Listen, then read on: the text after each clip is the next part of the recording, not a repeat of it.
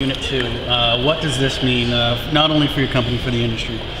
Well, obviously, when we took over this site in 2001, we had 4 units that were dead, and we set ourselves a goal of trying to bring them back to life. So obviously this is a culmination of that. It's been a long, hard, difficult road that's required a lot of commitment from our staff, from our investors, and from our community to actually see this through. So this is a milestone that certainly I'll never forget. And speaking of the community, can you just tell the difference in the life of the community from when you got here to today?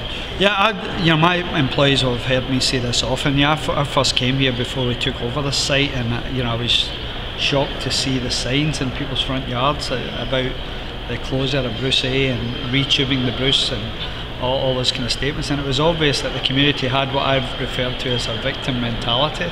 The plant was shut down, and the community was surprised by it, and it was never really fully explained to them. So you could see the devastation there in terms of jobs, local businesses, and just the shock of it stopped anyone preparing for it. So when you look at the situation today, it's there's a lot of good stuff happening in the community, but I like to think that we've played our part in it.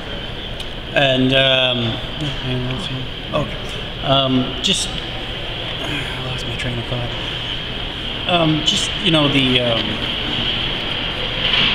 How do you feel? Do you feel that Bruce Power is going to continue on and grow? There are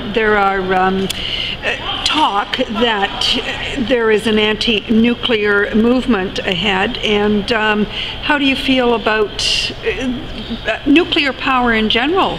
No, you know what? I was asked to speak in the US last week to a group on the very subject of what's the nuclear industry like after Fukushima, and the truth is, the report card I provided to them shows an industry that's still very buoyant. There's a tremendous amount of new build going on, and the reality is that the world faces a massive energy challenge, and if you want to meet that challenge without creating environmental damage, then you're going to have to use nuclear. It's not because people love the technology, it's because other options are just not environmentally sustainable or acceptable. So there'll always be a role for nuclear, and as that relates to Bruce Power, we're providing almost with these 8 units, we've got the world's largest site. We're providing almost a third of Ontario's energy, without which our system doesn't stand. So we've got a very strategic role here in Ontario.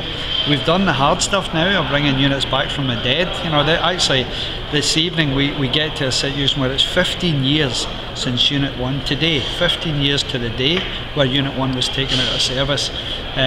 Today, as I stand here, Unit 1's delivering 650 megawatts into the grid, and Unit 2, as I said, with this synchronisation, it would be 17 years since the unit last operated. That's it's a massive milestone for all of us, and we should all share in the success of that.